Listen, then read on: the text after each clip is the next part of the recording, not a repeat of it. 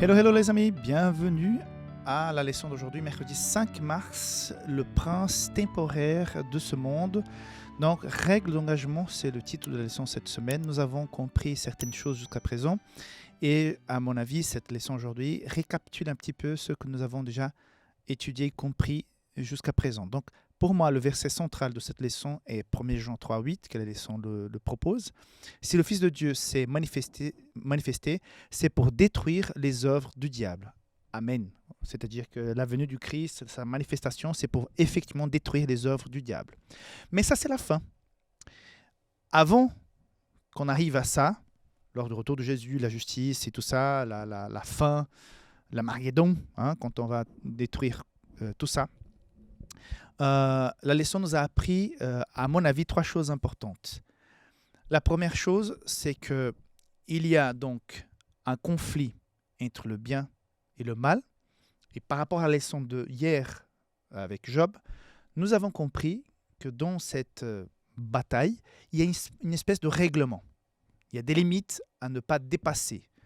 Donc, à quelque part, Dieu a permis, encore une fois, cet échantillon, Dieu a permis un espace dans le temps et géographique pour que Satan puisse aller manifester, prouver sa théorie. Donc, nous sommes dans ce fait qu'il y a une autorisation. C'est pour ça que Dieu va dire, le prince de ce monde se fait référent à Lucifer, parce que, voilà, il a une place. C'est pour cela, je répète, qu'il a proposé même à Jésus de l'adorer pour pouvoir avoir des royaumes. Voilà.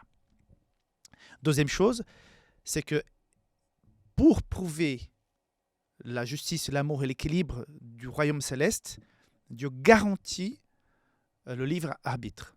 C'est-à-dire que, voilà, c'est pour cela que le mal a pu se manifester.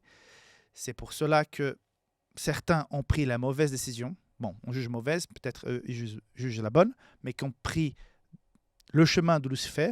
Il y a eu cette rébellion, et que nous sommes aussi là-dedans. Mais nous avons aussi compris que tout ça a des limites, non seulement pour l'action de Lucifer, mais aussi dans le temps. Et nous savons que cet ennemi, il est vaincu. C'est pour ça que ce verset dit, le Fils de Dieu s'est manifesté pour détruire les œuvres du diable.